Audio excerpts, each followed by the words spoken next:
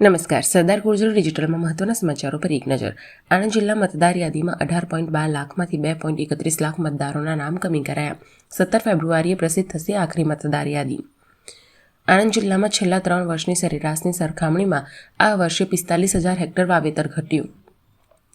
Anand district બાર એસોસિએશનના પ્રમુખ પદે આરટી શાહ 281 મતે ચૂંટાયા. ઉપપ્રમુખ પદે હિતેશ ચાવડાની જીત.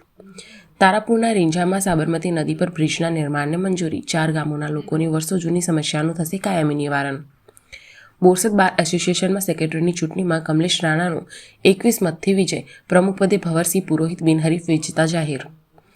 ખેડા જિલ્લામાં નોંધાયેલા કુલ 16.55 લાખ મતદારોમાંથી મુસ્તા મતદાર યાદીમાં 14.62 લાખનો સમાવેશ. ડાકોરની સગીરા પર દુષ્કર્મ ગુજારનાર યુવકને 20 વર્ષની સખત કેદ. આણંદમાં વિદેશ મોકલવાના બહાને 5.90 લાખની છેતરપિંડી કરનાર મુખ્ય સૂત્રધારના જામીન ફગાવાયા. ખેડા જિલ્લામાં રાસાયણિક ખાતરનો પૂરતો જથ્થો ઉપલબ્ધ હોવાનો તંત્રનો દાવો. કોઈપણ પ્રકારની ખોટી અફવાઓ તરફ ધ્યાન ન આપવા અપીલ. કટલાલના છીપડી નજીક બાઇક સવાર ગઠિયા મહિલાના ગળામાં પહેરેલ સોનાની ચેઇન તોડી ફરાર.